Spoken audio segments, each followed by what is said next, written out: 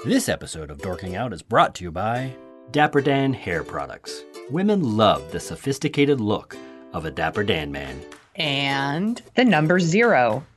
How many times has a woman been flattered by your catcalling? 0. If you're looking to meet a woman, get on Tinder like everyone else, dummy. Houston, flight is go. Mila, let's go. SPM. Safety contact. From Assignment X, Amalgamated Storytelling, and thesoniashow.com, it's The Dorking Out Show with Christopher Allen Smith and Sonia Mansfield. Welcome to episode 26 of Dorking Out, a podcast for people who like to dork out about stories and the stories and culture that we love. That means movies and TV, books and podcasts, and everywhere else you find stories that interest you. This is the Star Wars Rogue One review and simple descriptive title edition. With me today... Good title. It's a great title. With me today is my co-host, professional writer, and author of the forthcoming Sonia show, Sonia Mansfield. Hey there. Hello. With me today is my co-host, Emmy Award-winning filmmaker and nerd author, Christopher Allen Smith. In this week's episode, we review a little indie movie you probably never heard of called Rogue One. Scott Daigle, a former Lucasfilm employee, joins us to review one of the most anticipated movies of the year and discuss the wider world of Star Wars. Then Smith and I are going to chat about the recent Screen Actors Guild and Golden Globe nominations and how that will influence our Oscar picks. We take our Oscar picks very seriously. You won't want to miss it. We've got a lot to talk about, so let's get this podcast started. This segment of Dorking Out is brought to you by Lonely. Did you hang up Christmas stockings in your house for all your video game characters? Then you need Lonely. That brings us to topic 1, the wider world of Star Wars, with our friend of the podcast, former Lucasfilm employee, Scott Daigle. So, by way of introduction, we live in a world where Star Trek exists in our cultural landscape, not like a forest, not like a mountain, but like a moon or a continent that dominates everything. You can see its influence everywhere in pop culture, and it exists, and it exerts an influence even when people are not talking about it and not thinking about it. That's how impactful Star Wars has been for the last 40-ish years. So we figured today we would still swim a little bit along with the flood of excitement and attention Rogue One, a Star Wars story, is getting. In this segment, we are going to be spoiler-free and talk about Star Wars in general from a point of view that takes in the whole scope of Star Wars stories. You know, a lot of properties these days tell stories in every medium, from books to TV to movies and comic books. Star Wars kind of pioneered that way of storytelling 25 years ago, or maybe a little bit more if you want to go all the way back to the original Marvel comic books and all that. So that's what we're going to hit on here. In the next segment, we are going to have a review of Rogue One, so you don't want to miss that. Right now, we're through the magic of podcasting, we're recording, and Sonia Mansfield has not yet seen Rogue One, while I have and Scott has.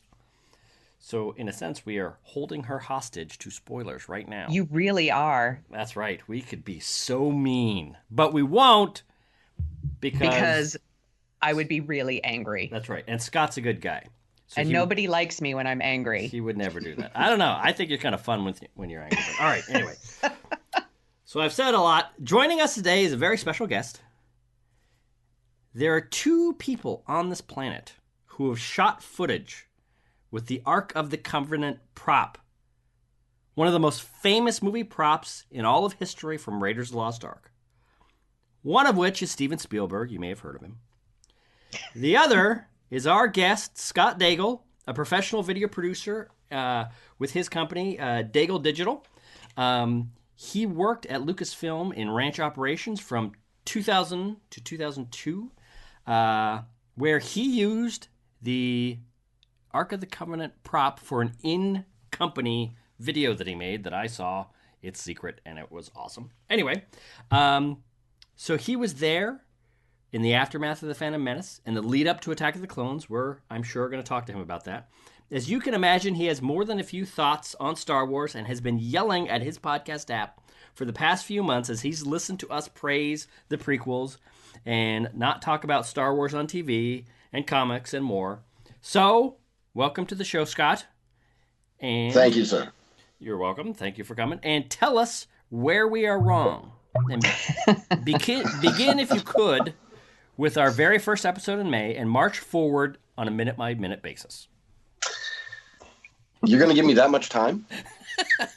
Wow. Do you need that much time? No.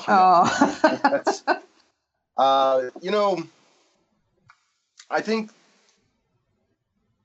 Star Wars, I agree absolutely with what you said about how it permeates the culture. It's surrounds us, it binds us, and but it's almost akin in some ways to a religious fervor that everybody has their own take on it, and my take is not going to be your take.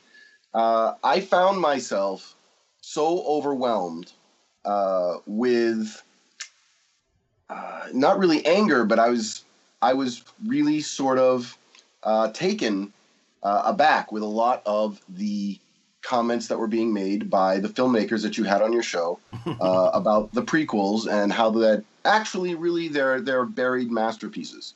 And not to say that they're wrong, because in all religion, everyone has their own take, and they are more than welcome to their point of view. I just don't happen to share it.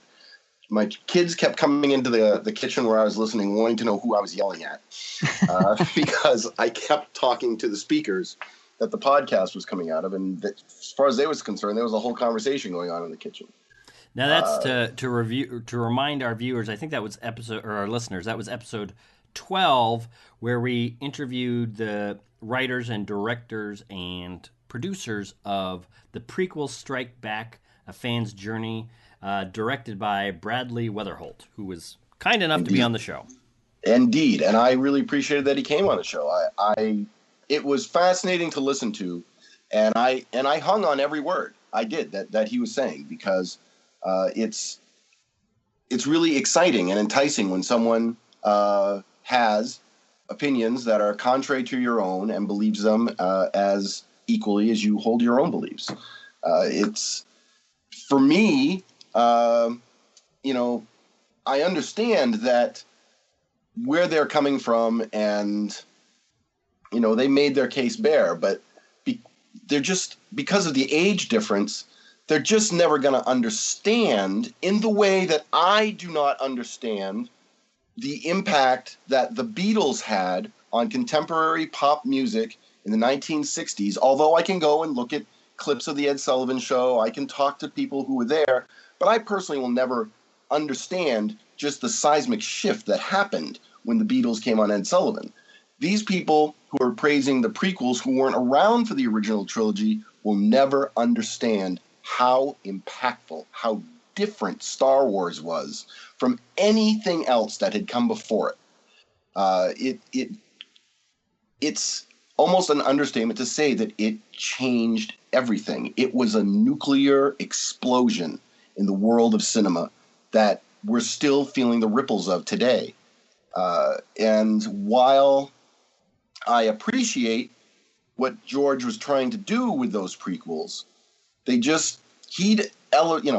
Lucas is such a complicated guy. We're going to be unpacking that guy through our lives probably until we're dead. He's brought so much to the table, just in terms of filmmaking technique and the companies that he created that really advanced cinema as we know it. But he had evolved to a point where he just had a bunch of yes guys around him. Nobody fought him on any of the stuff that was going on with the prequels. I honestly believe he was trying to tell a very grand story. But the films, the execution just wasn't there.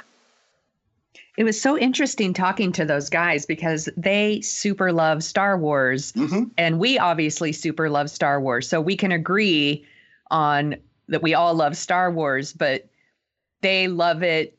They love a part of it that like we don't love. So it's like we can agree on, yes, Star Wars is awesome, but we didn't necessarily agree on which parts of Star Wars were awesome. But it was a really fun discussion. And it's interesting what you just said about George Lucas kind of just surrounding himself with yes men, because I had a question. I wanted to know, what was it like working at Lucasfilm? What's it like being a Star Wars fan in that environment when those movies were coming out? Well, I was in the mailroom. Is what I was doing. So I was in a unique position to be able to travel everywhere. I got to go into the tech building. I got to go into the main house. I got to go into the editing rooms. I got to go into the finance departments. And there was, I mean, even after coming off Phantom, at that time, they were making the candy everybody wanted, and they knew it.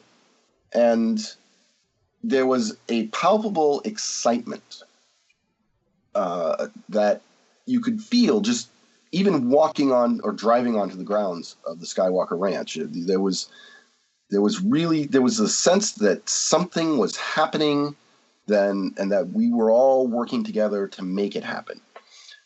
It just so happens, and this is just my opinion, it just so happens that I was helping make what would turn out to be the very worst Star Wars film known to man, at least in 2016.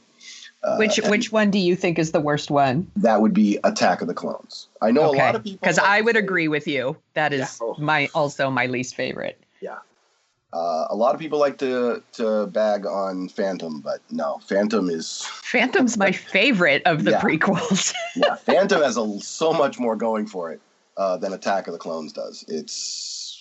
But that's me. You know, one of them has to be the worst, and for me, it's Attack of the Clones. One of them has to be the worst. That's right. Yes. So what was the climate? You know, when you started there in 2000, what was that was kind of the aftermath, the afterglow. What was the mood and what was it like there? Like what did the people at Lucasfilm think about the movie? You know, it had come out, it had made a lot of money, it had been very popular. Until The Force Awakens, it was the most viewed movie in the theater of the Star Wars movies, I believe. So I arrived as Phantom was just coming out on video cassette. Okay. Just to give you some perspective there. And the general feeling was they had made they were looking more at the financials than anything else. And the criticism wasn't really, I felt, getting through at all. Yes, there were shades. There were some anti-Jar Jar stuff scrawled on walls and stuff on whiteboards, but people just making kind of, pokey fun here and there. But in general, work had already started at that point on Clones, and they were off to the races. I mean, there wasn't any looking back. It was like, okay, we did that one, and here we go. And we're going on, and we're making this next one. There was there was the day when they had the new digital cameras on the site, and everybody was talking about it. There was lots of scuttlebutt everywhere that the Sony had brought the new digital cameras up, and they were testing who was going to be Darth Vader or Anakin. And at some point, Hayden Christensen came up, and they did tests with Natalie Portman up at the main house, and everybody, you could just feel the electricity going on. It was also very weird being inside the bubble and reading things like Entertainment Weekly or at the time reading Ain't It Cool News, and sort of seeing what people thought was going on. And being inside the bubble, actually knowing what was going on, was a very surreal and probably never duplicatable experience. It was, yeah. Let me ask you about that just real quick, and then we're going to jump right back to Star Wars, and we're going to kind of hit back on our main topic. But of all the stuff that, because one of the things that we do on this show is we read a lot of entertainment news, and not so much the gossip stuff as what stories are coming, what are things working on, what are people working on, and all that. Between, and Ain't It Cool News, its first big burst onto the pop culture landscape was talking about the special editions, talking about, you know, giving spoilers and leaks and whatever of Lucas's prequel trilogy, you know, and then it's branched out generally to a geek news site since then, but it was kind of the granddaddy of the original movie spoiler culture that is now kind of all over the web. What was it like between reading Entertainment Weekly and People and all these entertainment magazines and entertainment websites? What was it like? What percentage of the stuff that you saw online bore any resemblance to what you knew was a fact? I would say maybe 6%. Not 7? No. Not 4? 6? No, maybe 6. And you know, I was never gonna. I really don't. I enjoyed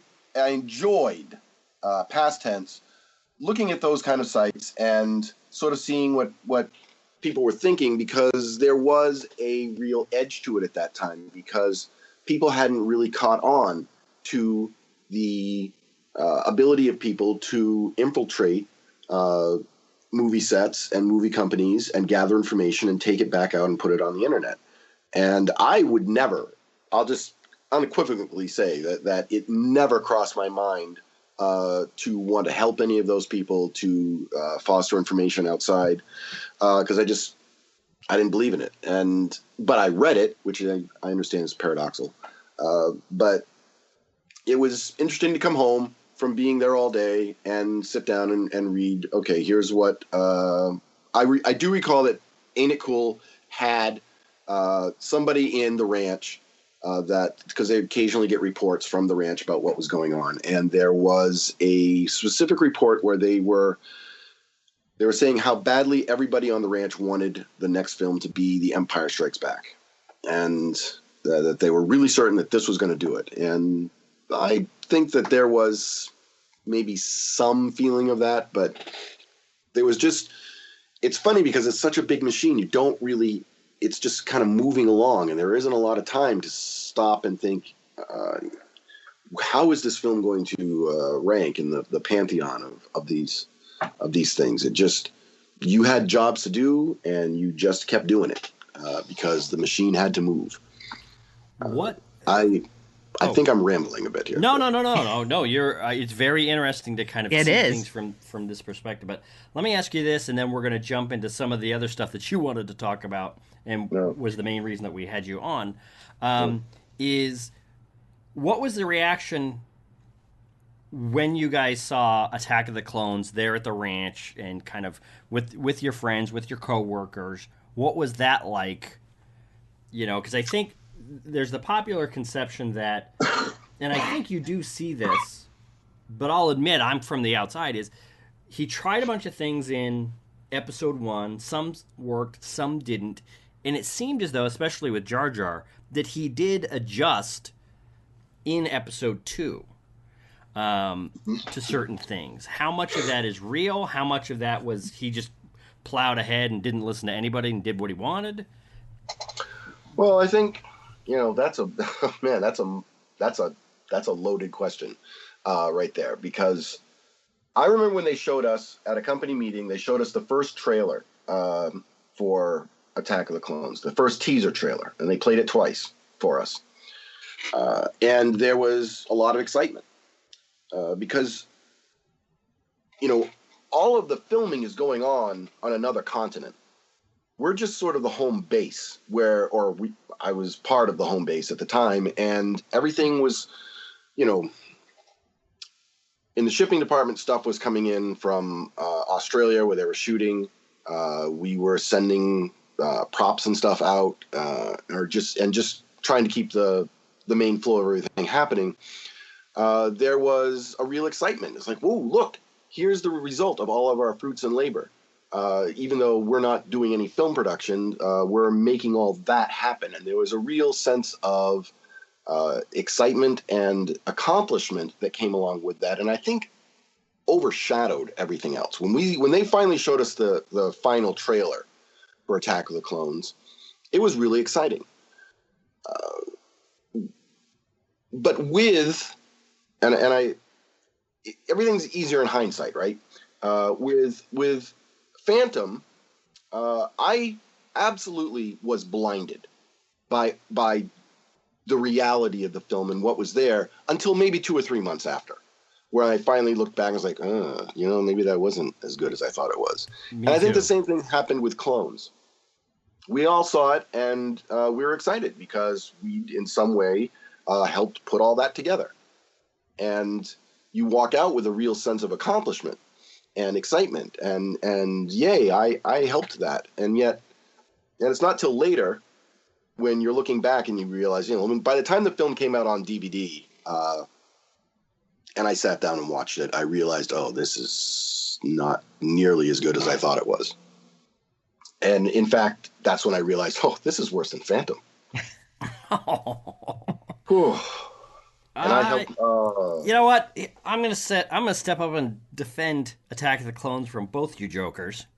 You can try. Yeah, good luck. How you guys can call this movie the worst Star Wars movie ever made, and this is my technicality go-to, but I am going to go to it, when Star Wars, The Clone Wars, was released in theaters, is crazy. That was by far the worst. That was the holiday special of Star Wars theatrical releases. That's right. The holiday special. You are out of line. Zero the Hutt is one of the most ridiculous, awful, stupid characters in all of popular culture, and I mean all. I'm going back to My American Cousin and John Wilkes Booth in Ford's Theater, all the way to the Gilmore Girls. That's how much culture I'm so glad that you brought that up, because it's an awesome segue into what is awesome about the Star Wars universe right now. All right, hit it. The thing is, the Clone Wars movie, you want to talk about technicalities. I don't really believe that you can really include that in the pantheon of the theatrical films. I agree. Because it was a launch for a television show that, by the way, turned out to be pretty amazing.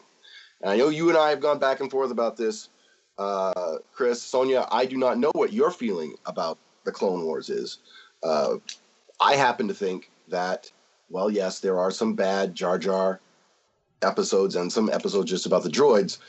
The 7 seasons that they spent in the Clone Wars, I think really, in a way that George could not do in 6 hours of theatrical filmmaking, really fleshed out his grand story for what the prequels were supposed to be.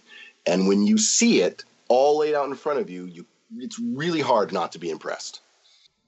You really see why the Jedi were so easy for the pickings, and why they were so easily overthrown by Palpatine, and why the galaxy fell into the turmoil that it did, and what it meant for the Jedi to be vanquished and sent on their way. And it's powerful. And I was really, I didn't see it until it came on Netflix, and then I can't help but sing its praises.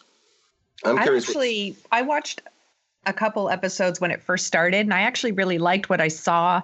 And it just happened to be one of those shows that it just fell by the wayside, because there is so much great television now. I found it sitting on my DVR for, months at a time. And then eventually you start deleting to make room for other things I'm not watching. And it's on Netflix.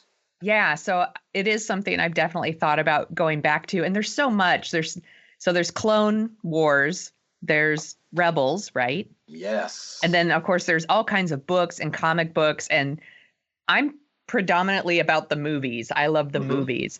And I'm wondering, what would be the best thing for me to get into if I want to dip my toe into the extended Star Wars universe? Would it be to watch Clone Wars? Do you think that's the best one? I think Clone Wars is it's a great foundation for those types of stories that take place in that timeline. But right now, the most exciting thing happening in the Star Wars universe, from Scott's opinion, because we're dorking out here, right? That's what Yes. we're doing. Right. Is Star Wars Rebels. Okay. Which I was really apprehensive about because they came in, Disney came in and they shut down Star Wars, the Clone Wars, immediately and said, all right, you guys are just spending way too much money there. And I get a lot of flack for this, but towards the end of that show, the animation had started to reach Pixar level. Yes, I'm saying it, and I'm not taking it back. Holy cow. I thought I was into hyperbole. I'm just saying. They cut back. And the first season of Star Wars Rebels is really, really sparse, but they're showing us all these new characters and getting us involved in how they fit into the greater Star Wars universe. And by season 2, they had found a way to subversively pull in a bunch of Clone Wars characters and really sort of finish out a bunch of storylines that they hadn't been able to do, and they did it in a really wonderful manner. And I haven't seen season 3 yet, but I wholeheartedly endorse Star Wars Rebels. I think, yes, it's made for kids. Yeah. But watch it. It's great. So it sounds like I should start with Clone Wars then. I would recommend it. But if you just want to just jump into the Star Wars Rebels, I mean, go right ahead. There are some atrocious episodes. Well, yeah, let me ask you this then, because I've tried to jump into Clone Wars from time to time, and the reason that I stopped watching it is I would have a friend that says he was really into Star Wars, and we talked about it a lot. He said, oh, no, Clone Wars is actually really good. Don't worry about the movie that came out. I know Zero the Hutt sucked, but no, just jump in, and then I would watch it, and it would be like a half an hour of Jar Jar stumbling around. And then I would go back to him and I would say, what the hell are you talking about? He said, no, that was just a bad one. You know what? This is really good. Try it again. And then it would be like C-3PO and R2-D2 stuck on a snow planet doing nothing. And then and then I just said, you know what? I hear it's great. So I guess what I'm wondering is there are guides on the internet that basically say these are the good ones. Mm-hmm. These are the top 20, or these are the storylines from Clone Wars that you should watch. Is that a good way to go through that? I think so. I mean, you just get in there and yes, just dive in. One of the things that Star Wars the Clone Wars really introduced, they were able to create the character of Ahsoka Tano as Anakin's Padawan, which I understand initially, and then in those first couple seasons, you're like, I don't really know what she's doing there. But she turns into this amazing, slightly tragic character, and it's what they do with her throughout the course of that show and then on into Rebels is it's wonderful. I'm very, very pleased with what's going on over there with that show. So let me ask you this. Let me throw this out, because before we got on mic, you were talking about how you really loved Rebels, and last week when we were talking about the state of the Star Wars universe, we kind of left a lot out, and I think you're right. There is, between the comics and the books and the TV shows, there's just a lot going on. What are some of the big things other than Rebels, which we've discussed a little bit? Well, actually, let me step back. What do you think Rebels adds to the overall Star Wars story? What's the thing that it gives us that nothing else has given us? It really is the birth of the rebellion. You're watching it happen, and they're doing a fantastic job with it.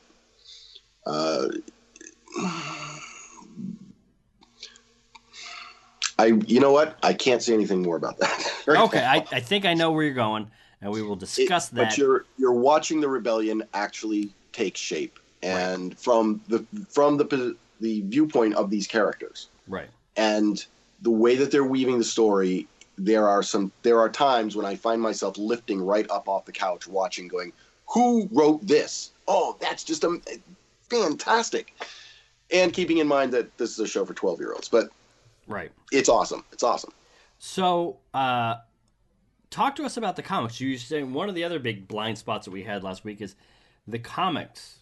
Yes. What's going on there? Because I've heard some stuff, and it always sounds interesting. But, Sonia, I think one of the big overriding themes on this show is, there's just a lot of culture out there that can be enjoyed.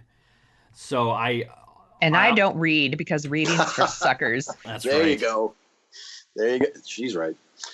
I credit the library system. The San Francisco Bay Area has a very robust library system. And excuse me.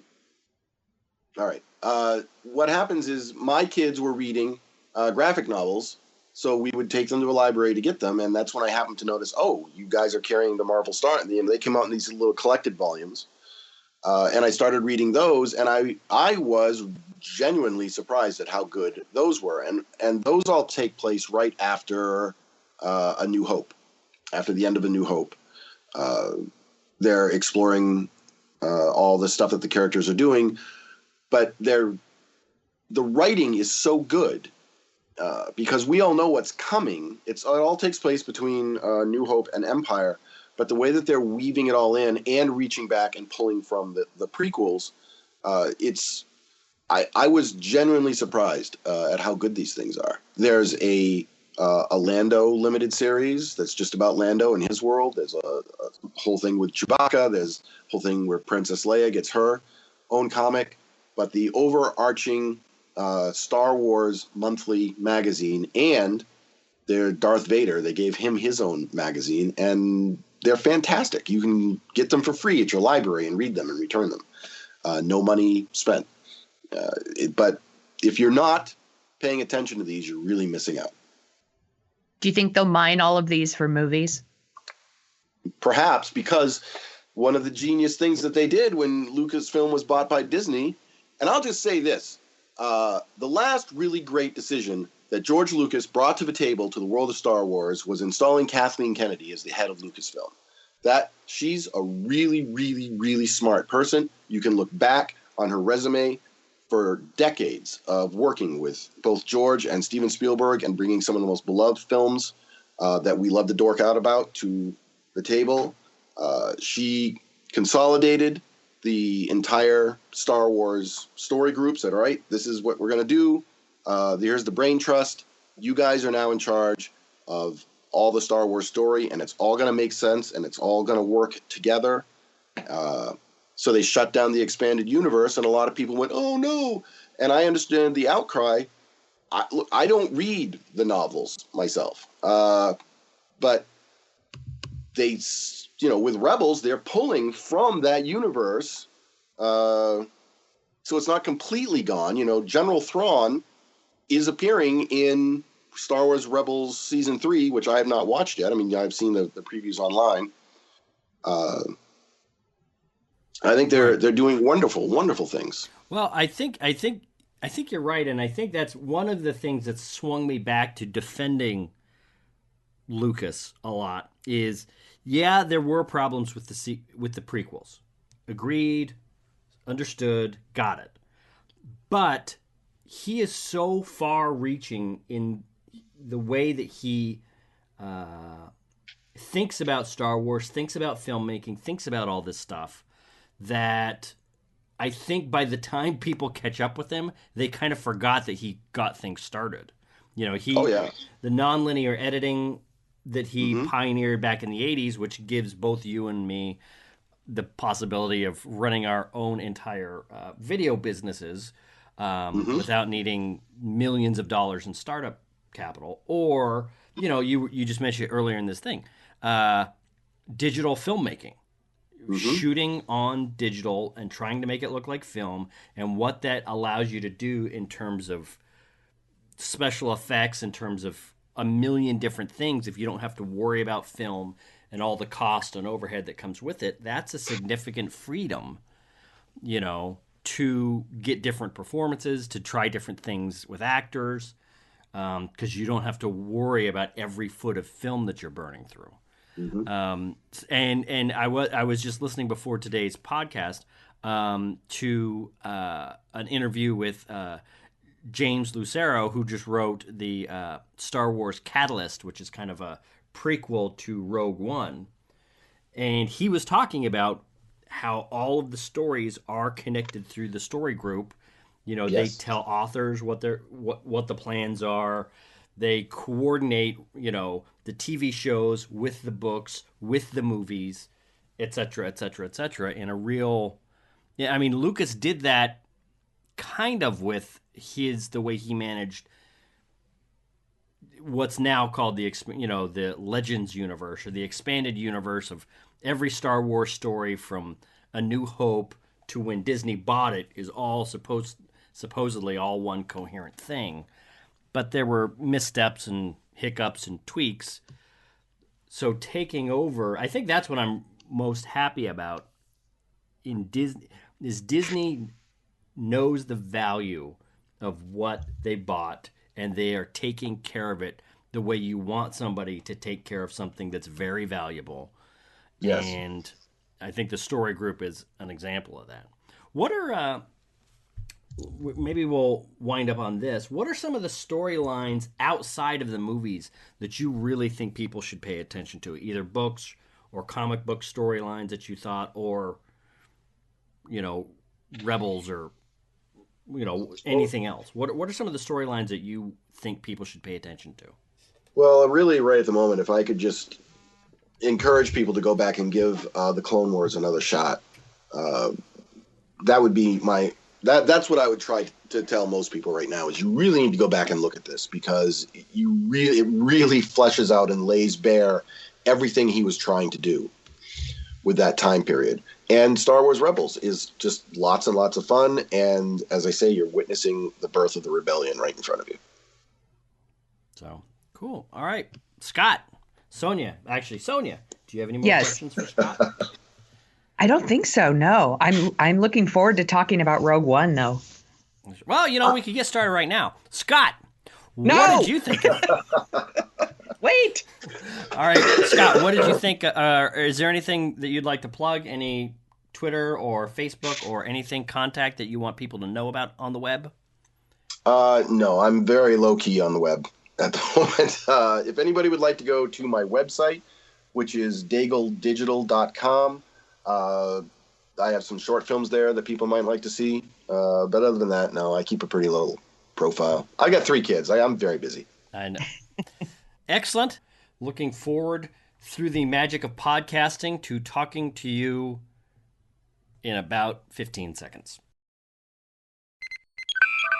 This segment of the Dorking Out Show is brought to you by Melancholy.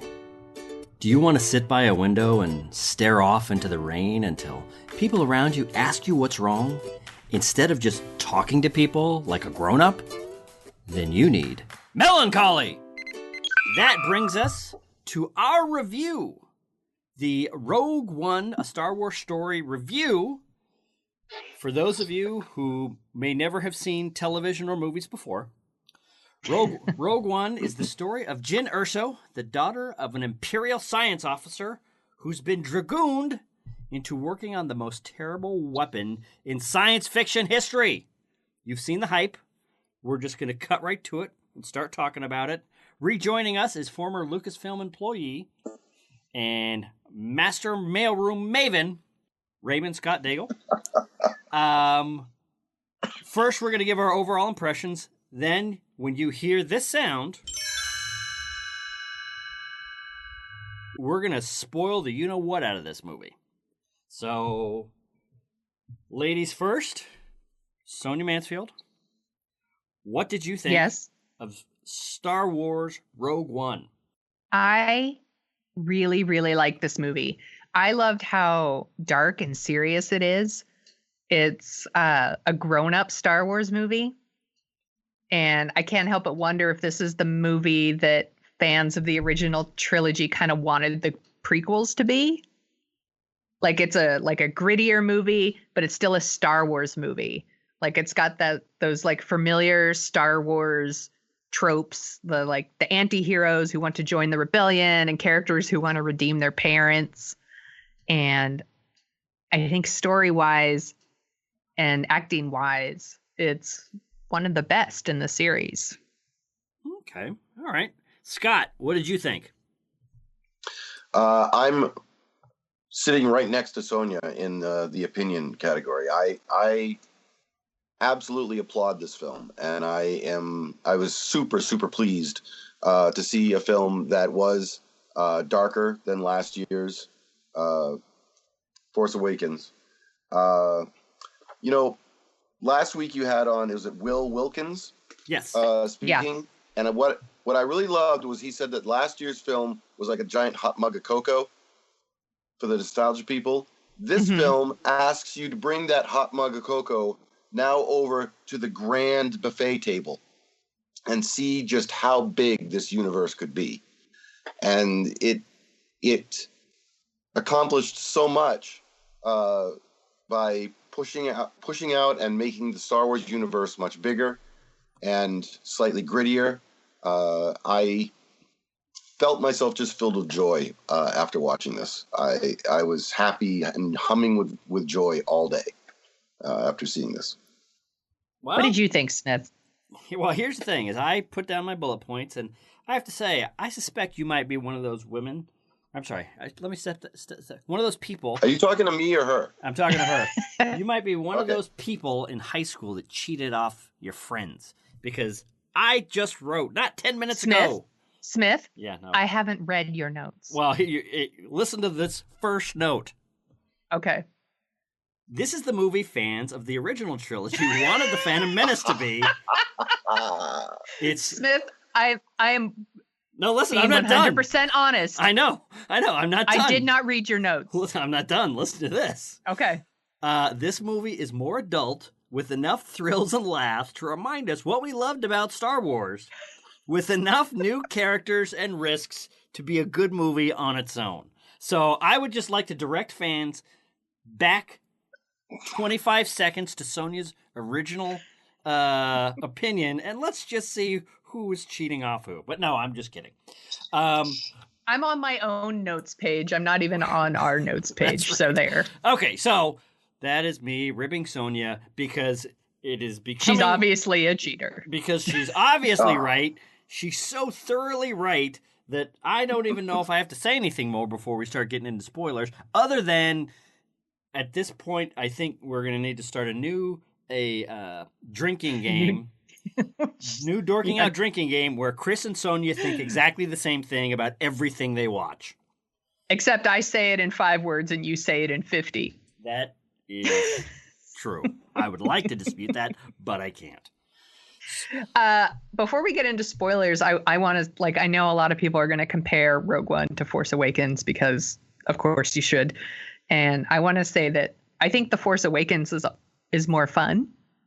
Right. But I think that Rogue One is the better movie. Definitely. No, absolutely. And I've defended Lucas a lot, and defended the prequels a lot in the last couple months on this podcast. But I do have to say, I've seen this off and on in the way some prequels are dealt with. This is exactly how prequels to big popular stories need to be made, where you take characters that you don't know, that don't show up in the later incarnations. You see characters that you know, you see characters that are familiar, but they're the supporting characters of new characters that you don't know their fate. You don't know what's going to happen. And so they're actually, you're making a prequel that actually does have drama, actually does have stakes, actually does have mystery. And this is, I wish that Lucas had kind of taken some of the tricks that they used here to make the prequels more dramatic. And, that's the problem with prequels is 9 times out of 10, everybody's, who's going to die, who's not going to die, who has to be around. So no matter how good the movie is that you're making, no matter how dramatic it is, the stakes are just not there. Right. Subconsciously, Anakin's not going to get killed in the prequels. Obi-Wan's not going to get killed in the prequels. So, how do you tell an entertaining story and build suspense for a story that you already know the ending to? Yeah, I think it's a situation where you can't. You have to have new characters so you don't know what's going to happen. And then almost kind of like they did here, you almost do a Titanic thing. If we know a big, terrible thing is coming, but we don't know what happens to our characters leading up to that, there's still drama. In fact, there's almost kind of a ticking clock drama. And these characters that we're learning to love and be, happy with are coming closer and closer to this horrible event that we know is just around Yeah. the corner. I will say I didn't feel kind of as connected to these characters as I did with Force Awakens too. Yeah. Like I felt like the Force Awakens characters were a little bit more relatable, Right. and I felt like the characters in Rogue One were kind of keeping me at arm's length, and that they were spending a lot of time moving the story forward, and we weren't getting like those nice character moments that we had in the earlier movies. Like in Force Awakens, I love the scene where Rey and Finn fly the Millennium Falcon, and then when they're done, they like run and like meet in the middle, and they're like, "That was so exciting! How'd you do that? It was amazing!" Like it's this nice little moment that says so much about them, and I feel like this movie doesn't have a lot of those moments. You know, I think we're gonna be inching towards spoilers here in a minute, but I would say I do agree with you, but this is almost kind of a normal movie problem in that we're meeting all of these characters for the first time, and it takes, you know, for the first hour, you're kind of meeting people and they're doing stuff, right? And the characters are slowly building on each other, and we're getting to know them and see them in different situations. Yeah. So by the end, when things happen at the end, I was actually, for my money, I think this has the most satisfying ending of a Star Wars movie, I would say, since A New Hope. One of the things, seeing New Hope in the theater when it originally came out before any Star Wars was known, is, and there are some videos on the internet where you can hear this. People happen to record stuff. When that first Death Star exploded at the end of New Hope, there was screaming in movie theaters across this country like I don't think we've seen since. And there was, you know, when I went to see this on the 15th, kind of the midnight preview or whatever, the feeling at the end of this movie was so exhilarated, so breathless. It was just so much fun to see that. And, you know, this movie does have problems. This movie definitely went through a lot of reshoots, as I'm sure we'll get into, and we've talked in the weeks leading up to this. But holy cow, that last hour of this movie just, it was amazing. Yeah. Well, and The Force Awakens really had the benefit of having characters that we already know. Right. And love from, you know, like 6 other movies. So Exactly. So, Scott, did you have any other non-spoilery thoughts on this, or should we just rip this open and start spoiling away?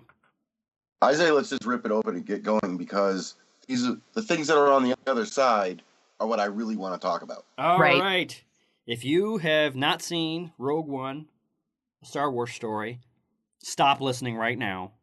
Go watch it right now. And then come back and listen to what's coming up. Scott, start us off with spoilers. What are your thoughts on this movie? Now that you can talk about it from soup to nuts. Well, the thing that, for me, almost more than anything, the work that ILM has done in this film left my jaw on the floor. And at least twice during this film, I sat up and was leaning forward towards the screen, asking myself, what am I looking at? Mm-hmm. How are they doing that?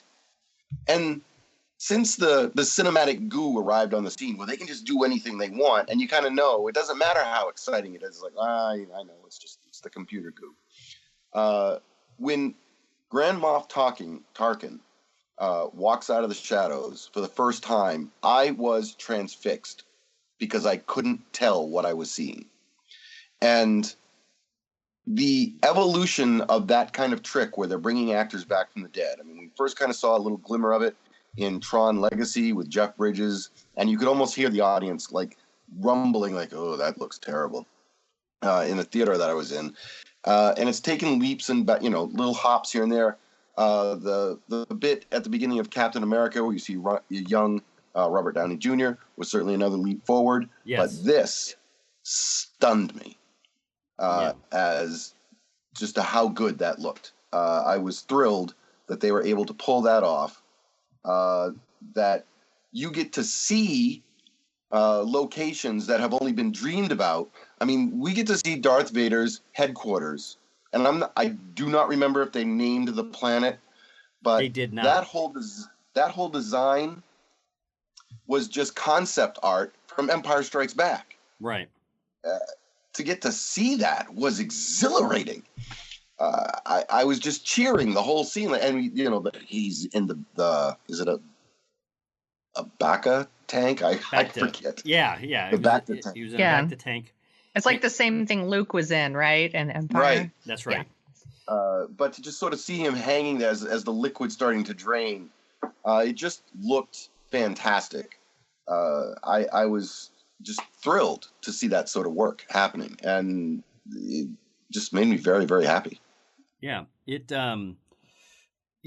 was stunning. It has been confirmed by Pablo Hidalgo, I believe, who is kind of the encyclopedist for Lucasfilm, and kind of is the official, what is official and what is not official, kind of spokesperson for Lucasfilm. Confirmed that is Mustafar, which I know that in the Legends books, the books that were written before Disney bought it, that no longer are quote unquote official, that they did talk about him having this castle or whatever, but this is the first Vader castle that they've had that is on Mustafar, and holy cow, I would love to figure out the thought process that has him having his home on the planet that burned him from start to finish. My husband commented that it looks like Mordor. Yeah, that's true. He leaned over during the movie and he's all Mordor. I thought the Tarkin stuff was really cool, but I do think they used it just a little too much. Like, just a little too much. Yeah, I think because at first I was like, that's really cool. And then as it went on, it became kind of distracting.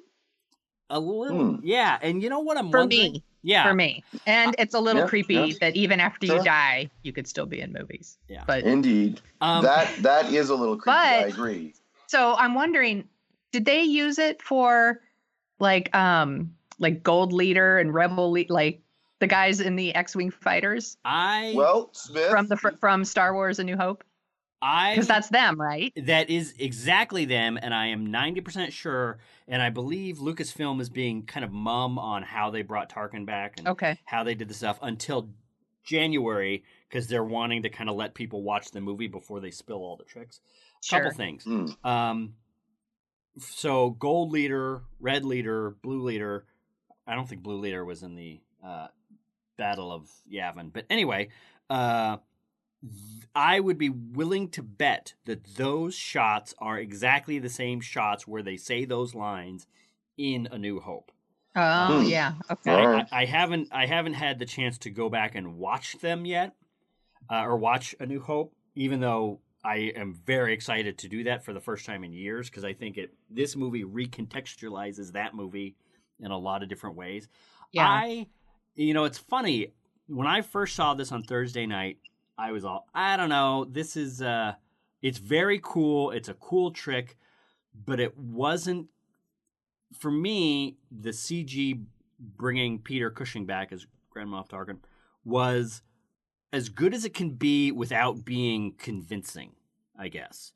There's the discussion of the uncanny valley where as something becomes more and more human, looks more and more human, it gets to a point where people relate to it, and then when it gets really close, people get weirded out by it because it's close, but it's not right, and it's just weird to look at. And then when it becomes kind of perfect or really gets good, people kind of accept it again. And for me, this was as close as it could get without being like, oh, there's a person. I think it was not the look. It was the actual animation, because there was something about the way that moved. It moved a little bit like maybe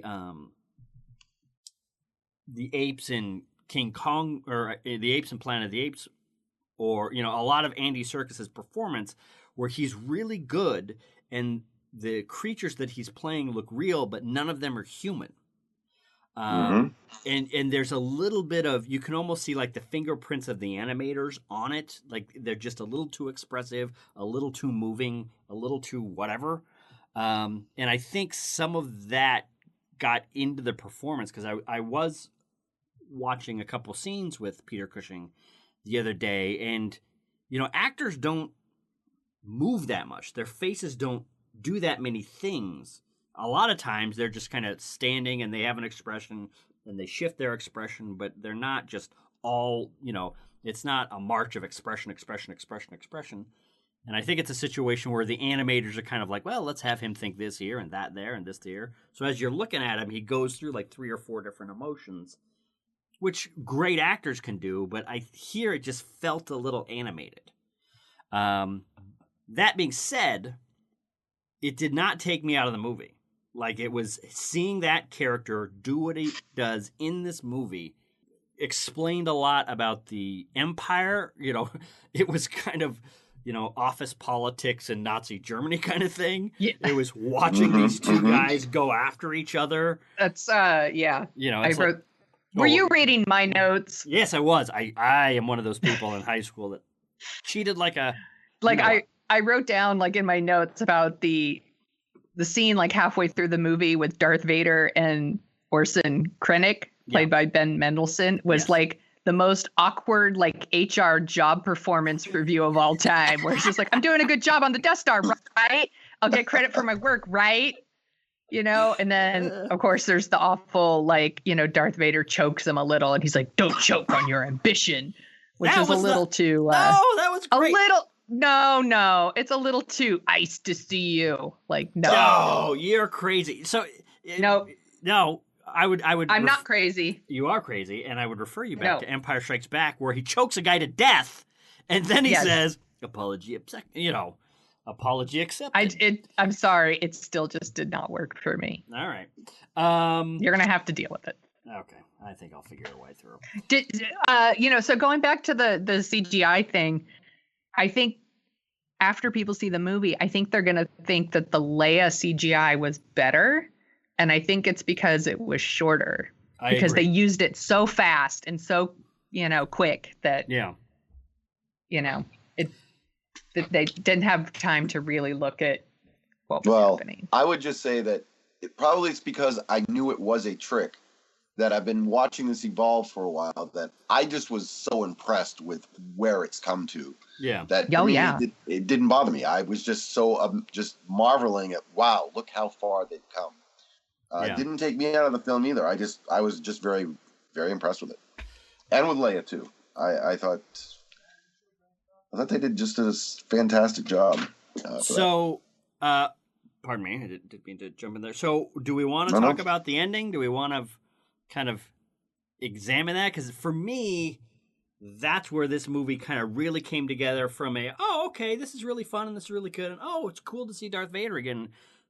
The ending of this movie just wraps it all up so sweet and tight that that's the thing that pushed me from liking this movie to loving this movie.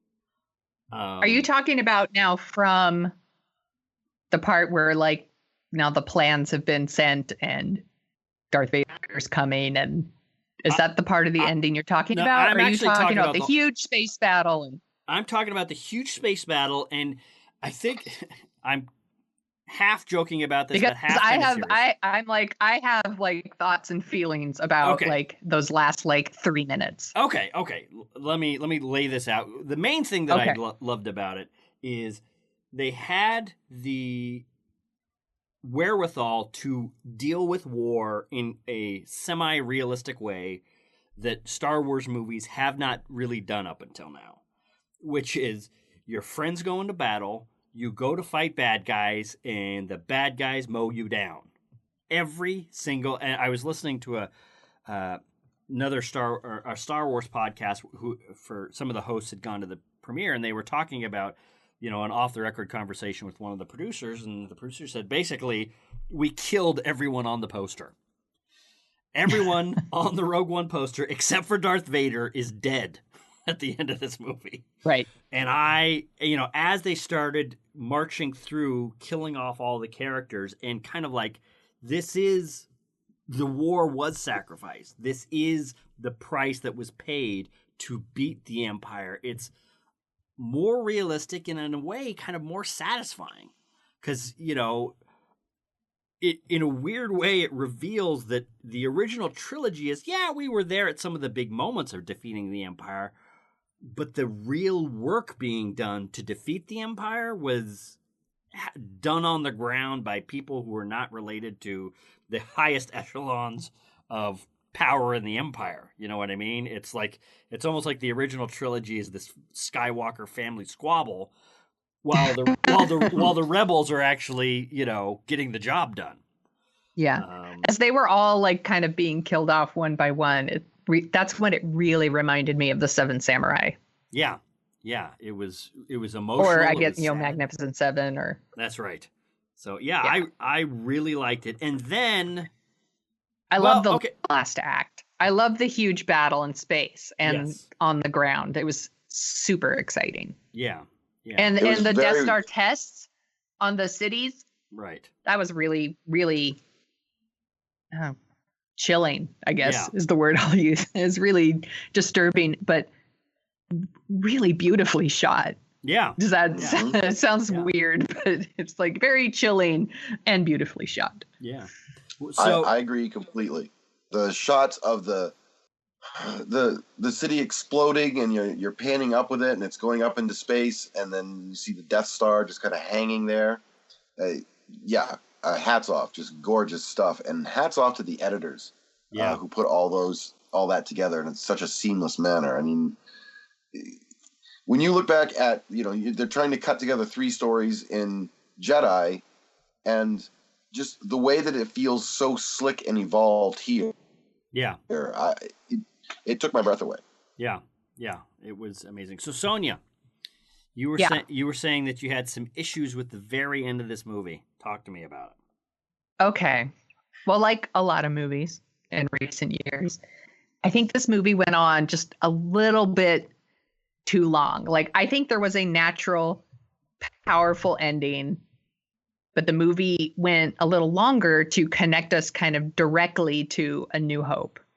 And I don't think it needed to do that because we already know what happens to the Death Star plans.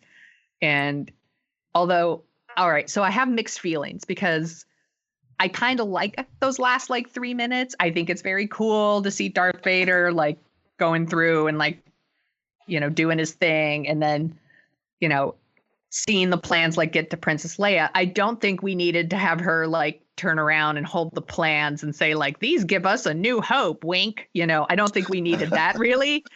But I think the natural, more powerful ending for the movie is with Cassian and Jane Erso hugging. Right. And to me, that would have been an ending where you're bam, whoa, I can't believe that's the ending. That would have been crazy. And then instead we kind of get this extra stuff that I don't think we needed. But I have mixed feelings because part of me is I kind of like it, but I also think we didn't really need it. And then I was and then I felt here's where it starts to turn into Sonia not reviewing the movie she actually saw. Where I'm okay, let's say we have to do that. Let's say we're going to definitely do the part where we connect it directly to A New Hope. Mm-hmm. Then I would have liked it if maybe we hadn't seen Darth Vader before. Okay.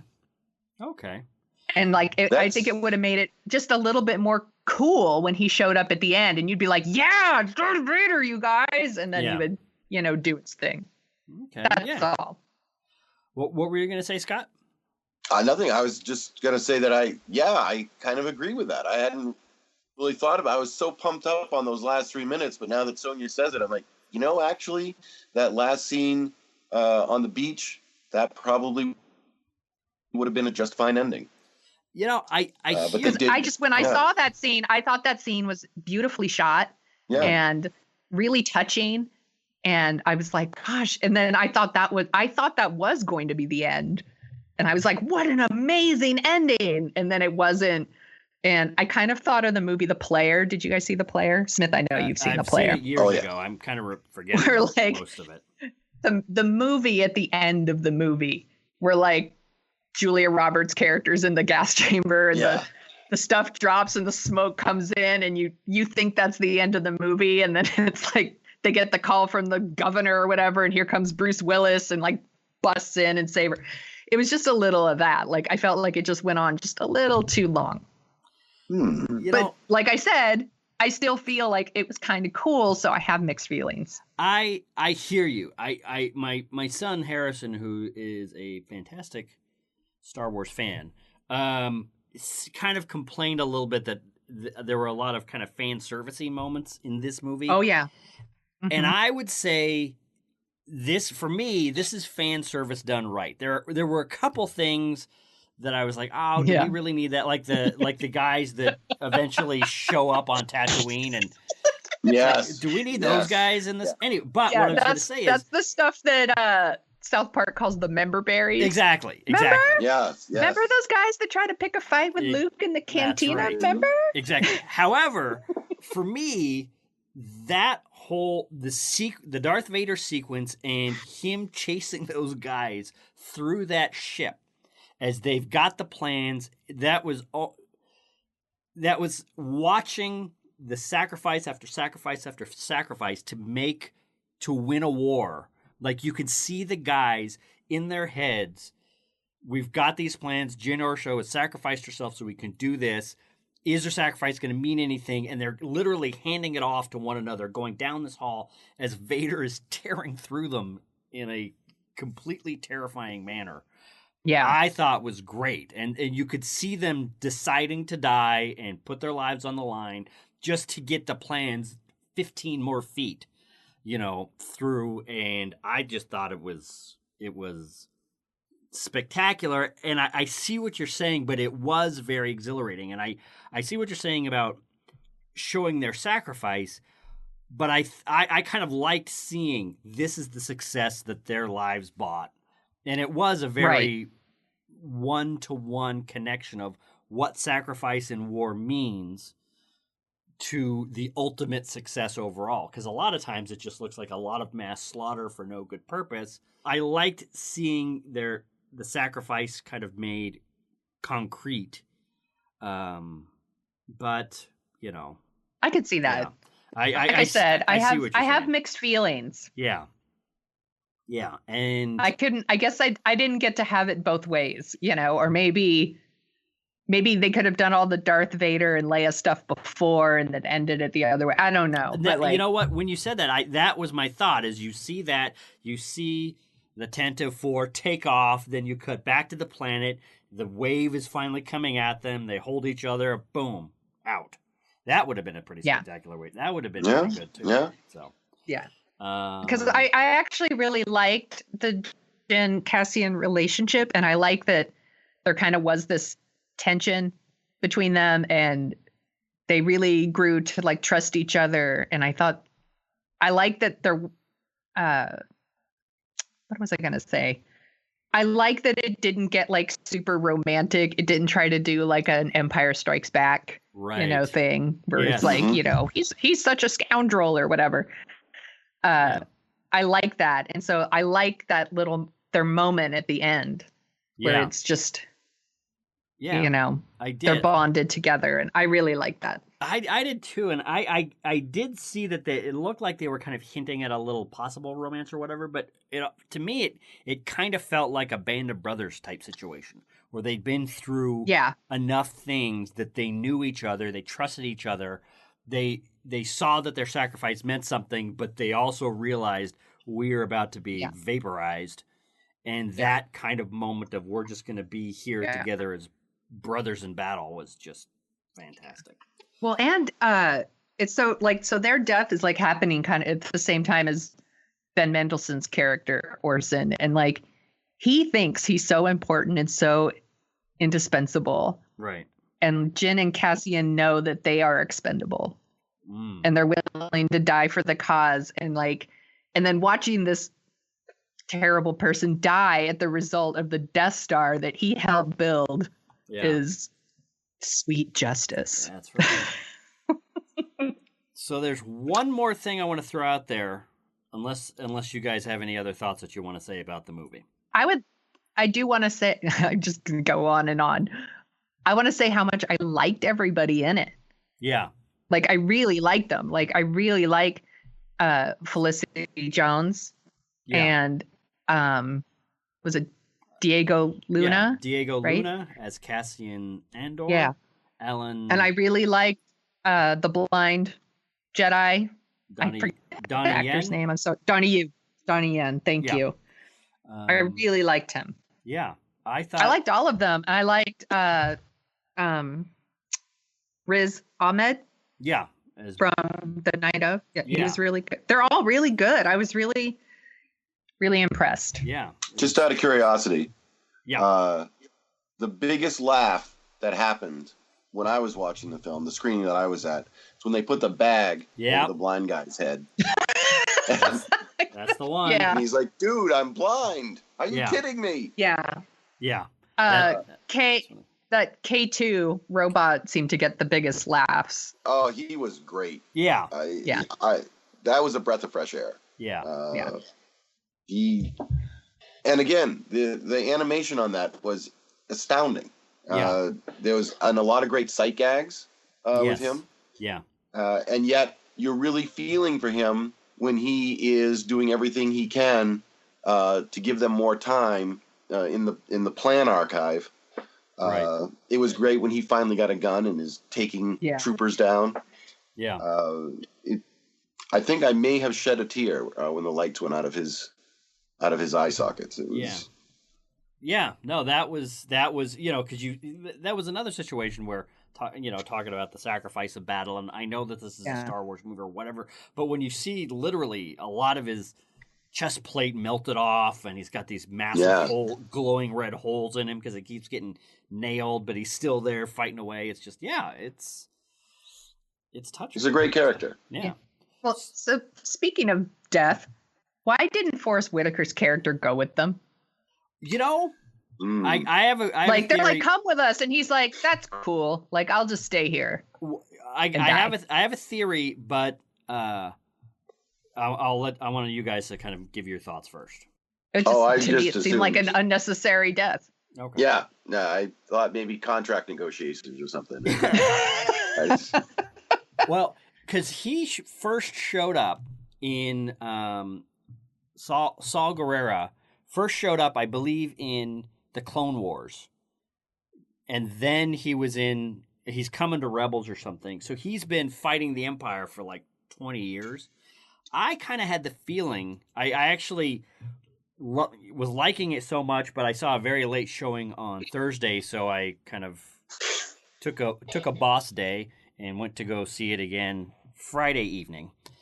And I have the feeling that he was kind of losing it as he had been fighting for so long. He had been so messed up because he's huffing that stuff, and every time he does that, he gets like paranoid and a little crazy. Like, when he was talking to Bodhi Rook, is this a lie? Oh, you're lying. I'm going to put this mind reading, blob on you, and it's going to mess up your mind.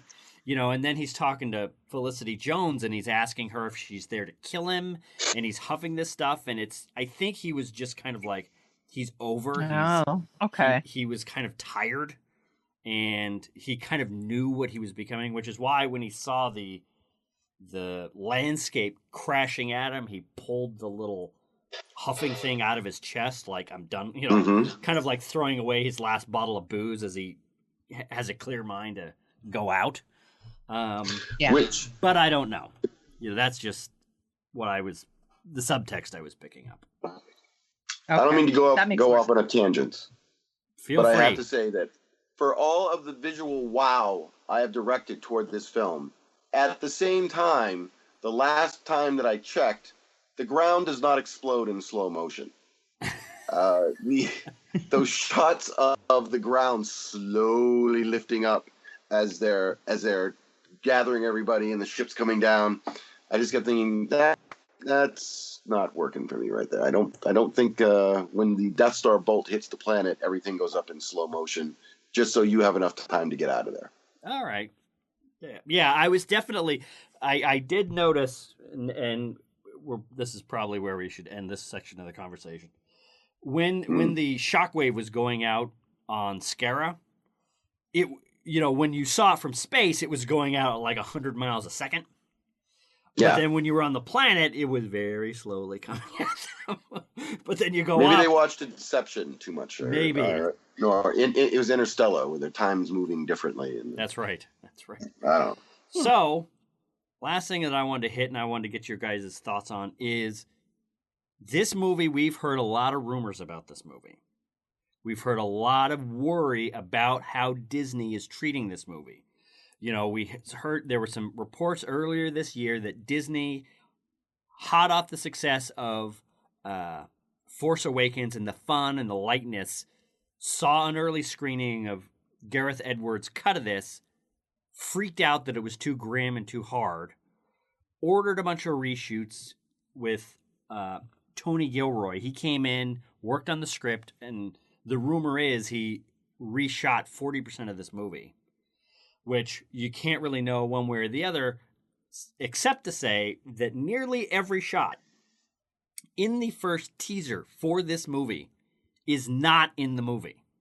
Mm-hmm. Right. There's a lot of stuff that, Jyn running on the beach with the Death Star plans, that's not in there. A TIE fighter coming up about to blast her, that's not in there. Mm-hmm. I'm a rebel, I rebel, that's not in there. Well, that line got so, people were snickering at that line. See, in the theaters, I snickered at it in like a good way. It was kind of F you. I'm fine with it. I'm just saying, maybe they thought that line's a little too. Maybe it got too many unintentional laughs. I don't know. Maybe I don't know. So, but yeah, there's obviously a lot of stuff that didn't make the cut, and I look forward to watching them on the DVD. Exactly. But here's the thing, though. That's my long and rambling way to say. Now we know what Disney did. Now we know what the reshoots produced. Now we know the result, which is a fantastic movie that we really, really liked. And apparently audiences, critics, it's getting like an 85 in the Rotten Tomatoes meter. People really have struck to this movie and really like it. And, this comes after last year's Force Awakens. This comes after hit and well-received movie coming out of Marvel. I mean, has Disney figured out a way to make big blockbuster event movies that are actually good, actually satisfying from a creative point of view over and over and over again? I find it impossible that you would find any other answer than yes. It's right there. I mean, they're just cranking these things out left and right. I mean, they've gone from just these past 2 weeks, their animated film, and I can't say it right. Is it Moana? Moana. That's been number one for 3 weeks, and now here comes Rogue One. They've figured something out over there, and it's not. Some of it may just be that they know how to leave well enough alone in some areas. I think. This film, more than Force Awakens, this film really, I think, speaks to the fact that we can now all relax a little bit, that Star Wars isn't going to be all Disney-fied, that they're going to let the people that are in charge and in the creative world, the creative teams, they know what they're doing, and they're going forth, and they're really mining good stuff from this. They've got something figured out over there. Yeah. I feel like this is a very confident movie. Yes. Yeah. And they are being very smart about hiring really good people behind the scenes and trusting them to make good movies. Yeah. It seems to me. I was very excited when I heard about just the creative team involved in the Han Solo film. Right. I mean, when you hire the directors, when I heard the Lego movie was even a possibility, I just couldn't even get my head around it. Yeah. And when I saw it, I was stunned at how inventive and fun it was. And when I heard these are the guys that are going to make the Han Solo film, I thought, fantastic. Oh, by the way, Kasdan's writing it. Yeah. Yes, please. Yeah. Yeah, they figured something out over there for sure. Now that as I've been listening to this and I'm wondering, what is it? Because, studios have been in the business of making money and making franchises for 50 years. They have been in they're publicly held companies, but none of them anywhere has been able to figure out how to stamp out gold movies over and over and over again until Disney in the 2000s, 2010s. And I'm wondering, do you think this has to do with them buying Pixar and the Pixar method of making stories spilling over into their other properties? Maybe. Maybe they think they saw like the way audiences were responding to these Pixar movies, which were really smart and serious, and we all love them. And they finally were like, we can trust audiences to rise to the occasion and see movies that are good and smart and thoughtful and fun. Right. They don't just have to be, a bunch of fart jokes or whatever. Oh, yeah. Yeah. Because the other thing I'm thinking is when I think about the movies, the big tentpole spectacle movies that Warner Brothers has put out this year, only one of which think is, they're interesting in their different ways, but only one of which was kind of fun to watch. And then I think about what Disney has put out for its big spectacle movies. It's just night and day. It's kind of spectacular. They are operating on all thrusters over there at the moment. Yeah. All right. Well, what number do you give it? Oh, on a scale of 1 to 10? Somewhere between, and I've decided this, somewhere between an 8 and a 9. And I don't really think you can give a 9 or a 10 until you've seen it a couple times, digested it, sat with it, gone back and revisited it. I don't think this is ever going to get a 10 from me because it's very good, but it's not one of the all-time greats. But man, it's fun to watch. It's just really enjoyable, working on a lot of levels. Yeah, I'd probably 8, 8.5. Which surprise. Exactly, because what's your mine number, is Sonia? also 8.5. 8.5. That's what 8.5. I'm gonna go 8.7. No, that's right. There you go. I texted you after I saw it, and I said 8.5, and the 8 was from my husband. I'm 8.5. All right. Well, cool. Great. Guys, I think we did it. Anything else that we would like to say before we move on to topic 3? I'm very, very encouraged for the Star Wars movies to come at this point. Agreed. I am looking forward to what they're going to bring us next year for the holiday season. Indeed. This segment of the Dorking Out Show podcast is brought to you by Ghostbusters. We're ready to believe you. Topic 3. We here at Dorking Out take our Oscar predictions very seriously. For more than 25 years, Smith and I have been sharing our Oscar picks in a never-ending competition to see who is the smartest. I'm the smartest. This is why we always pay close attention to the Golden Globe and Screen Actors Guild nominations, which were announced last week. These awards are excellent predictors of what movies will be nominated and who will win. So we have been going through them and forming all kinds of opinions.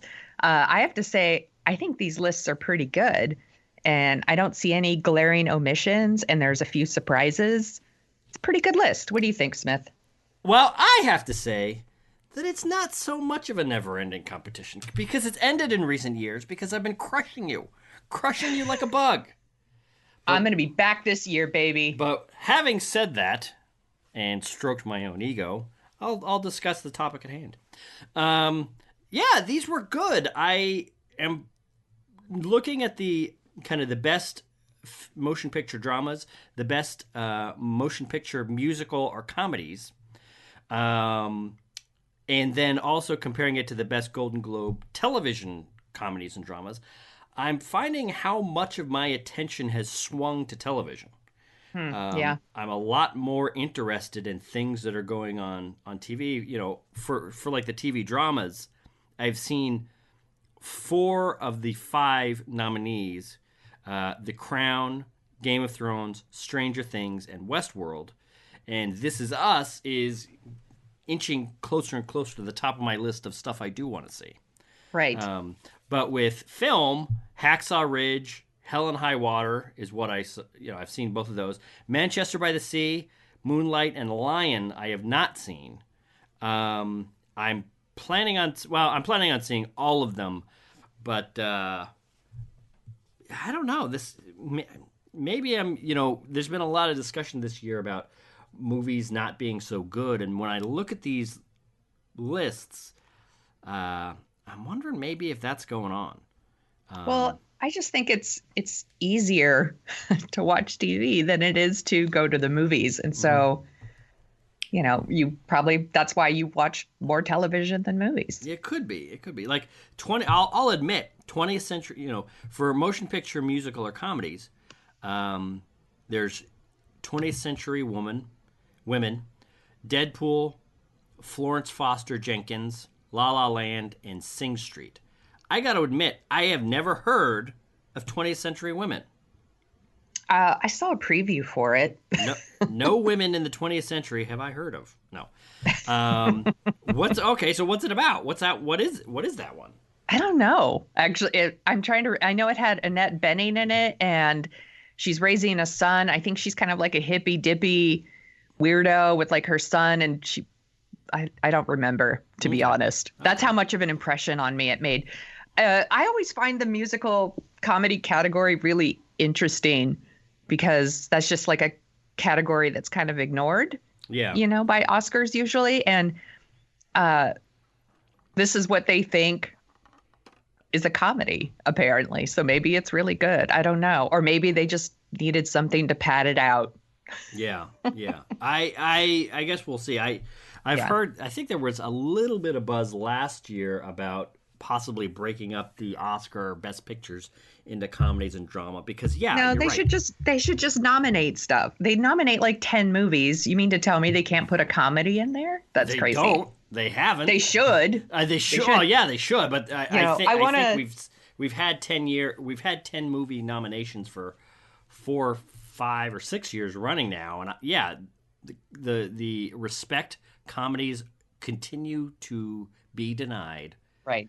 I think that's tortured enough. Yeah.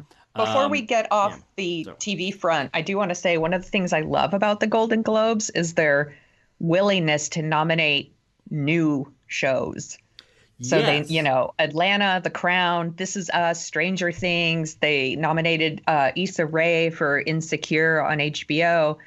And the Emmys are kind of known for just rubber stamping like the same shows every year. So, it's like, here's Modern Family, here's Everybody Loves Raymond or whatever. Yeah. I think the Emmys did a lot better this year, but I think in the past, like that's kind of what they were known for. And I think while the Golden Globes can be kind of ridiculous and they tend to nominate big stars just because they want them to come to their show. Yeah. Like, I think, was it last year? Like they nominated Lady Gaga for her universally panned acting in American Horror Story. Right. And actually gave her the award, like she won, and everyone was like, what? But it's just because they want Lady Gaga to be there. Yeah. I think it's really cool that, and they are also not afraid to nominate things that maybe people haven't heard of. Yeah. So like last year, Mozart in the Jungle won Best Comedy, and most people were like, what the heck is that? That was on Amazon, right? It's an Amazon show, but a lot of people didn't know what it was. Yeah, I gotta see that. I mean, that's the thing is, television's just taking a lot more chances and doing a lot more interesting things because that sounds interesting. And now that we're talking about it, I'm realizing, wow, a whole year has passed, and I haven't seen it, and I still want to see it. Like I'm really interested to see Atlanta. Oh wait, Mozart in the Jungle here is again here this year, it looks like. Transparent, Veep. Wow. One broadcast comedy, Blackish. Right. Wow. Okay. That's pretty crazy. And then on the SAG side for TV, I mean, most of these are pretty good things. It's just, I still don't think Orange is the New Black is a comedy.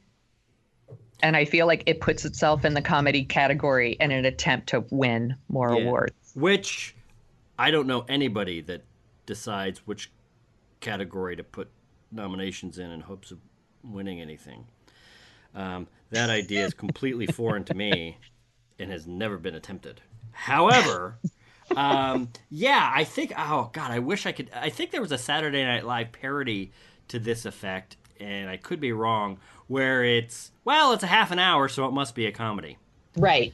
And that's it. And yeah, Orange is the New Black. I think, previously in the episode, we talked about my unluckiness with watching Star Wars The Clone Wars, and every episode I happened to see was just like awful. Right. And I think that happened because I've been hearing for years, Orange is the New Black is so good, and Netflix is the new HBO, it's so good. And then I sat down to watch, I think it was the 4-season premiere of Orange is the New Black, and it was just like, blah! This is not the show I thought This is not as good as the show's reputation led me to believe. So ever since then, I've kind of been shying away. But I go back. I actually haven't started its most recent season. I go back to it sometimes it takes me a while to get through it. Yeah. And then I'll really plow through it. Right. On the movie side, like, I was kind of surprised to see all these nominations for Viggo Mortensen and for Captain Fantastic, which is a movie and a performance that doesn't have a lot of buzz until now. Yeah. I didn't see The Lobster. Did you see The Lobster? No, From what I've read, it's a strange little movie. Yeah. And I think it's kind of cool that Colin Farrell's nominated for it, because I really like Colin Farrell and I want him to make better movies. So I hope it's a good movie. I do too. And I think that's the one where if you don't get married by your 30, I could have this completely wrong. You turn into you're right. Your spirit animal or something. Yeah. And it's just like, that's like 3 levels, it's 1, if you don't get married by your 30, X happens. That's already kind of a science I don't think it's 30, but... Or something. Yeah. Then it's not only does this draconian thing happen by this certain date if you're not married, but now we're going to turn you into an animal, so that's like another kind of... It's just like... It's too cute by half. Maybe I'm completely wrong. I'm sure I am. I think I'm just getting to the age, and this might be reflective in kind of some of the things that I say here. You think it sounds a little too weird? It's just, come on, guys. What's the movie with Daniel Radcliffe where he plays the dead guy? Exactly. That's another one. What's the movie's name? I can't remember the name of it. I don't know, but here. But that's another one where I was like, I can't. I'm not going to see that. Here's the thing. What I remember about it is... I'll see The Lobster before I see that one. Right. What I remember about that is it's Daniel Radcliffe as a farting corpse. Yes. Now, here's what we're going to do. We're going to Google Daniel Radcliffe farting corpse. Daniel Radcliffe. I'm doing it right now. Farting corpse. And let's see what the Swiss Army Man. Exactly. So, pow. That description is accurate enough to get you the correct answer, which is Swiss Army Man, which... Guys, come on. Like, I know it's funny, and I know actors like to do weird, wacky things, but just, come on. All right, sorry. I'll see The Lobster. I like that Deadpool is nominated for acting and for comedy picture. It's not going to win anything, but I think that's pretty cool. It might be the first Marvel movie nominated, is it? Well... Yes and no. I bet Robert Downey Jr. was nominated, right? Well, see, that's the thing. I don't know if he has been nominated, but that's Fox Marvel. That's not Marvel Studios. Gotcha. Yeah. So it's more closely aligned. It's kind of funny that it's nominated, though. Yeah, it is. I mean, it's a fun movie, and it's kind of interesting to hear about how the second movie may or may not be in the process of falling apart. Yeah. But we'll see. Yeah. And then. Keep going. I also think I was surprised to see Emily Blunt nominated for The Girl on the Train, which is just a Gone Girl knockoff movie. Wow. But she's quite good in it. I think I might have missed that part. Or that's in. That's She's nominated for the SAG. Screen Actors Guild for Best Actress. Oh, okay. She's quite good, but that movie's not really Oscar bait. I'm going to do a pocket rant right now. Okay. That will not endear me to many people, but I don't care. I don't really pay a lot of attention to the Screen Actors Guild, other than there's a lot of voters in the Screen Actors Guild that also vote on Oscars, so you need to pay attention to what wins their awards so you can figure out what's going on with the Oscars. That being said, you don't really care who's nominated. You just care who wins. I just care who wins from a completely 538 analytical stance to figure out what's going to happen. Because actors, they're boring, vapid people. They are. They are not interesting. I think I actually offended friend of the show, Ben Waddell, when I was on his movie review show, when I went off on a tear about how actors, you shouldn't listen to them, and they're boring, and they don't tell good stories, and like if an actor is on Charlie Rose, I just like turn it off. It's like, I don't care, because all of their anecdotes are, oh, it's great to work with that person, it's great to work with this person, or whatever.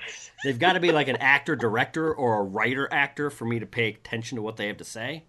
Right. And then so you don't care about the Screen Actors Guild because it's just actors patting themselves on the back and giving awards to other actors. Exactly. Which is fine. And they're giving awards to other actors, so there is a little bit of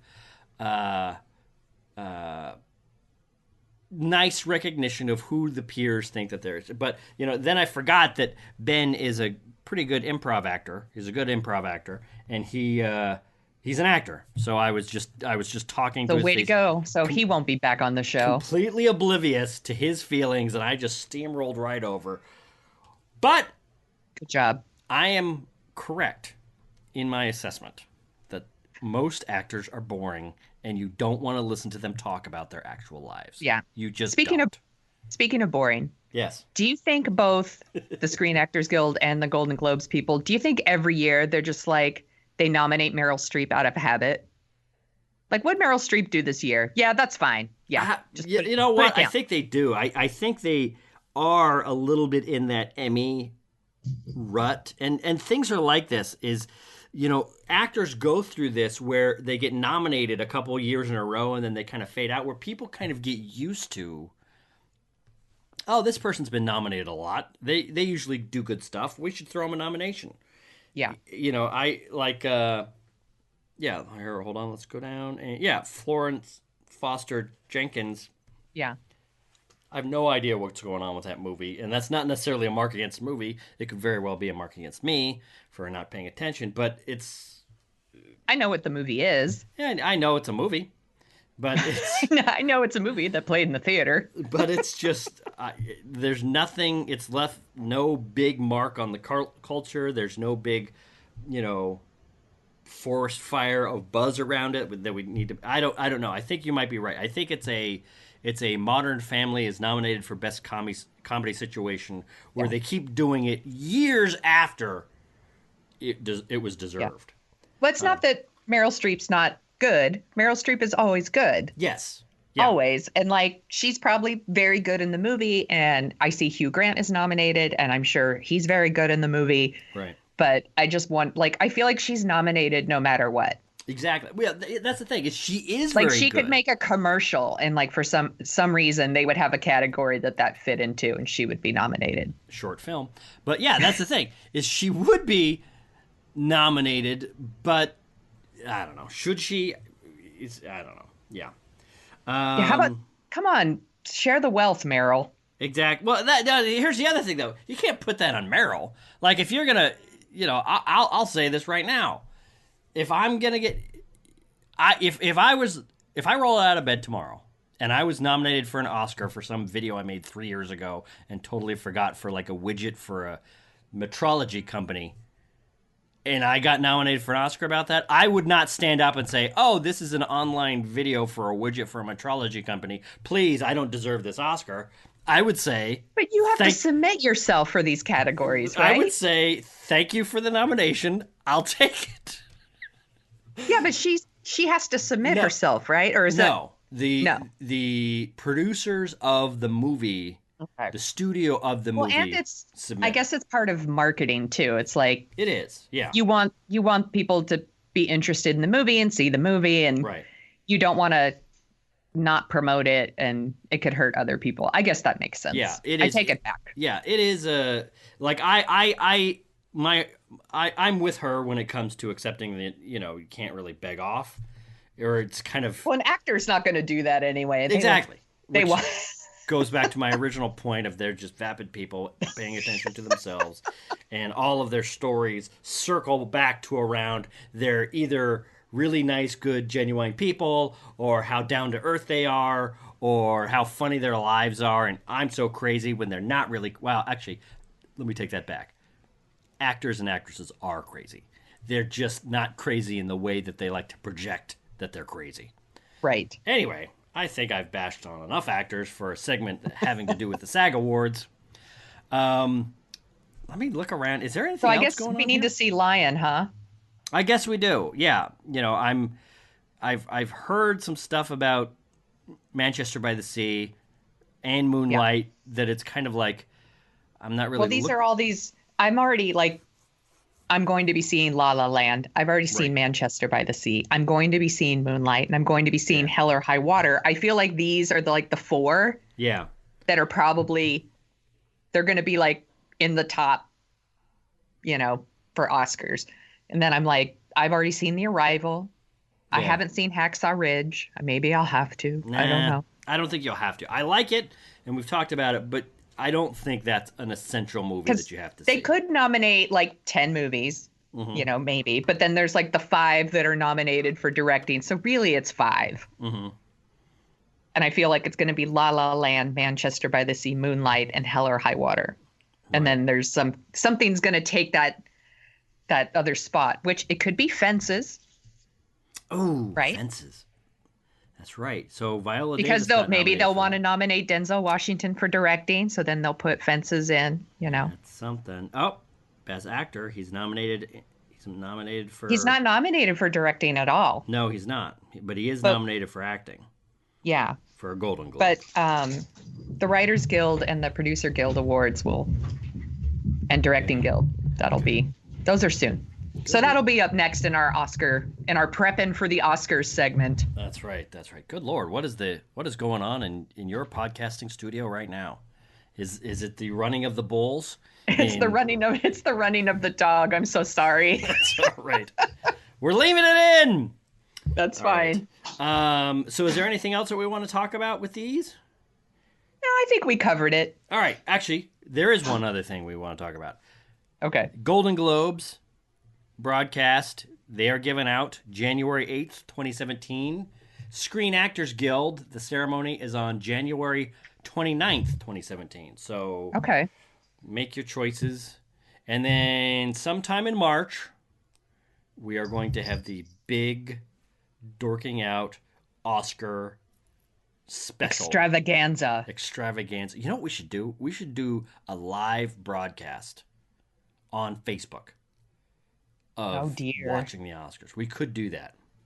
That would be a lot of fun. Let's talk about that. Yeah. Let's talk about that offline. Let's talk about that because we're going to do it. So now that I've offended any potential future actors that may or may not want to work with me or on a project authored by me, or they'll never come on our show,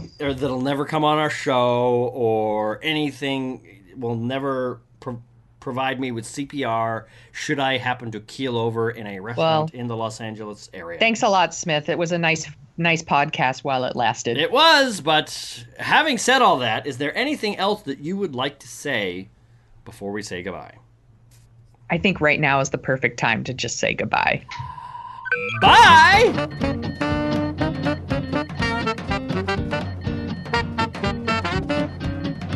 The Dorking Out Show is on Twitter at Dorking Out Show, where you can find Chris at Jet Jurgens and Sonia at The Sonia Show.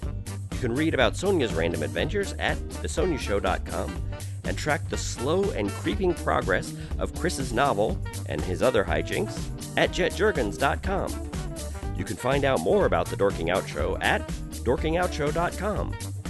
While you're over there, You can support us by giving us a review on iTunes. We have a handy-dandy iTunes link to whisk you right back to 2007, where you can leave your review and 5-star rating in iTunes. We'd do it for your podcast. Want to dork out even more? Well, you can sign up for our newsletter, where you'll get all the headlines we use as fuel for the show. That's it for this week. Thanks for listening.